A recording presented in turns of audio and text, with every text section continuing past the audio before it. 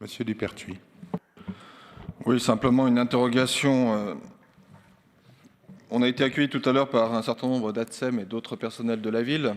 Vous savez qu'ils sont en grève, notamment depuis un certain temps.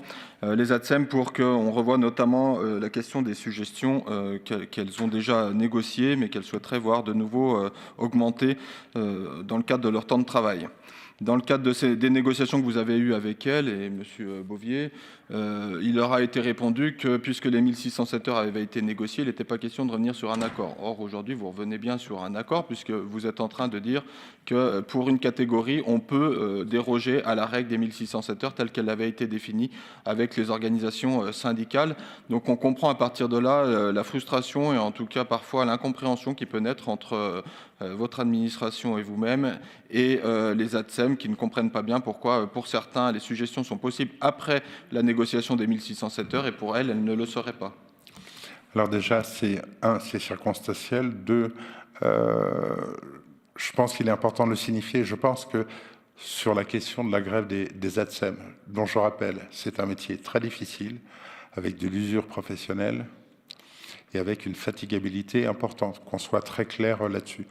J'en ai échangé avec vous et les autres membres de la minorité pour dire que les deux premières revendications des ATSEM, et je l'ai dit aux ATSEM, je l'ai dit aux organisations syndicales, je l'ai dit aux parents d'élèves, la ville, dans l'état actuel des choses, ne pouvait pas rentrer en matière.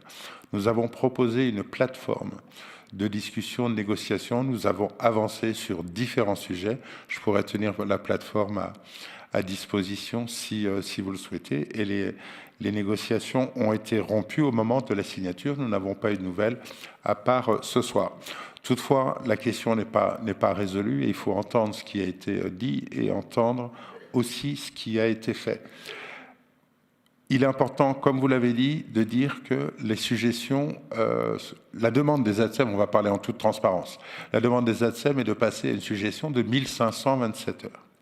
1527 heures sur les 1607, c'est à quoi correspondent ces 1527 heures? C'était Annecy Historique qui avait donné cette suggestion en termes de temps de travail qui a été renégocié au moment de la fusion des communes avec les mêmes ATSEM à 1570 heures. Lors de l'ensemble de ces négociations, nous avons travaillé avec les organisations syndicales pour arriver à un équilibre global. Donc là, ce sujet-là, il va revenir sur la table. Tout à l'heure, M. Andréis et M. Benjamin Marias sont allés voir les ATSEM et dire que nous allons discuter, nous allons nous voir, c'est quand, en janvier? Cette semaine.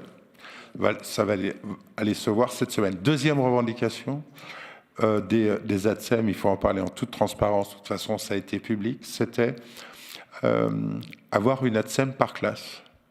En l'état actuel des choses, et je l'ai dit aux ATSEM, aux organisations syndicales et aux parents d'élèves, il n'est pas aujourd'hui envisageable pour la commune de mettre une ATSEM par classe, premièrement parce que c'est une question de pédagogie. Aussi, dès que nous sommes arrivés, nous avons embauché des nouvelles ATSEM et même si on comprend la difficulté de leur travail, dans la plateforme, on propose une régularisation et une déprécarisation des temps partiels.